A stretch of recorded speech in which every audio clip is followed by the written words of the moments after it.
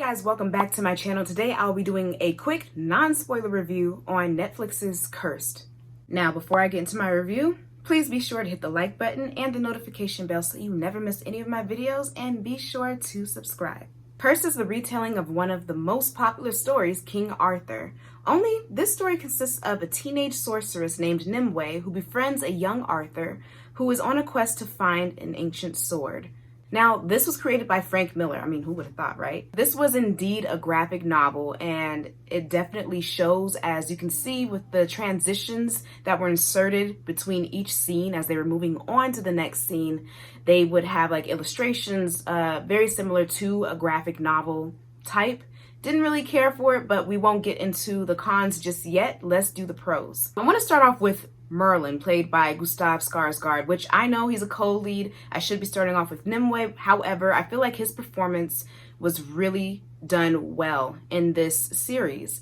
I loved Gustav Skarsgård's version of Merlin, how drunk he was, but he wasn't only just the drunk Merlin we all know too well. He was also broken, and he had a lot of added layers, of which just completely attracted me to the character. I was very intrigued, almost more so than King Arthur that we received in this series, and also Nimue, as we all know, the well-known sword Excalibur, which is known as the Devil's Tooth in this series, has chosen Nimue to lead the people of the Fae. I actually really enjoyed Arthur. I like the fact that he had a lot of layers as well. He was noble, he was brave, but also he was known as a thief and a liar, and that sort of added an interesting aspect to the show as well. Now, with Catherine Langford's character, Nimue, it's kind of a love-hate relationship, and I love her as an actress. It has nothing to do with her. This is a writing issue because she was very one note. We all knew her mission. I would have liked to see more layers to her. We saw what made her tick. We saw the things that sort of broke her down. I think she was at her best when she had the sword in hand, and we were able to see how the sword quickly transitioned her, seeing her towards the middle and end. There was definitely a difference with the performance that I loved, and it was called for.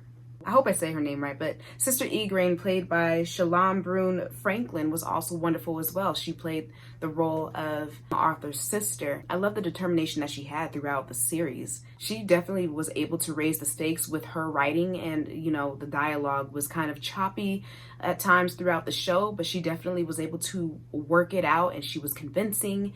And I loved seeing her layers, from being brave and encouraging, being that friend to Nimue, and then also having some flaws of her own and the internal battle that we see her face. Another plus for me, as always, would have to be the diversity in the show. It wasn't distracting.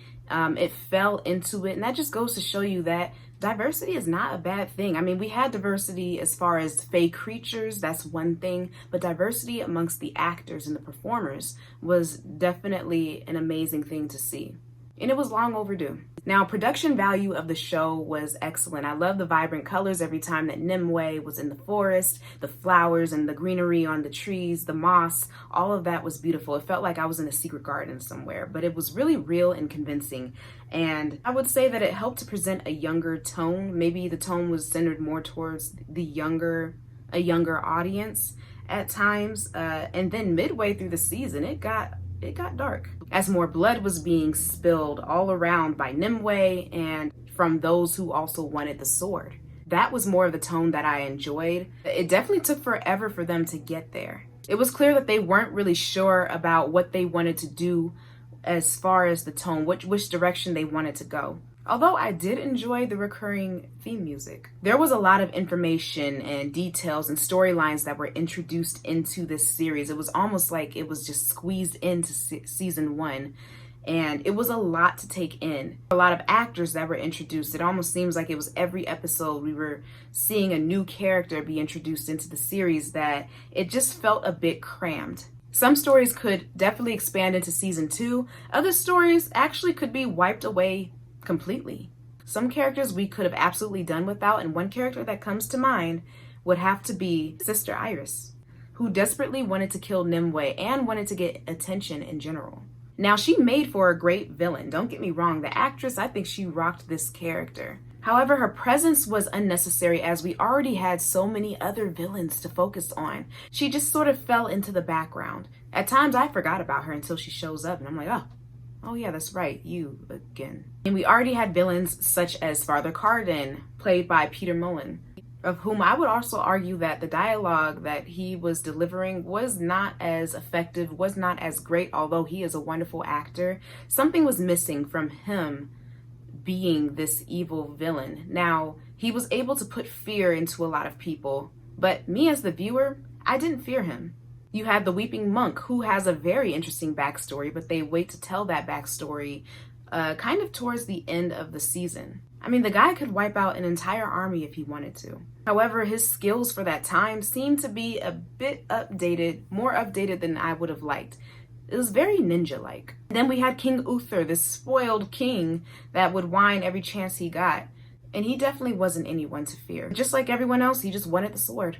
And he wanted power and control of lands, and there was just so much added into this story. You had Vikings that you had to worry about, the people on land, such as the king, and you had the Red Hoods, and it was a lot. So many characters and storylines were added to season 1 that the pacing of the show definitely suffered. It was really slow in the beginning, and I'm finding that to be true for a lot of Netflix shows, that it doesn't pick up until at least halfway into the season. So is this show binge worthy?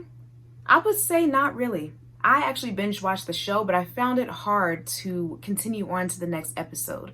Now, I will say that I cared about a lot of the characters, but I did find myself loving more of the supporting characters than the leads, besides Merlin. What I hope to see in season 2 would have to be more layers, less villains, and more meat to the story. Don't be afraid to expand the story out a bit. Make it less crammed, and continue on with the diversity of the show and the beautiful, fantastic fantasy elements of which made this show really nice to look at. So out of 10, I'm giving this show a 6 out of 10. What do you guys think? Comment down below. If you've seen this show, please go ahead and let me know what you thought about it. Don't forget to follow my page, Movie Vibes with Desiree, on Instagram. I will talk to you guys later.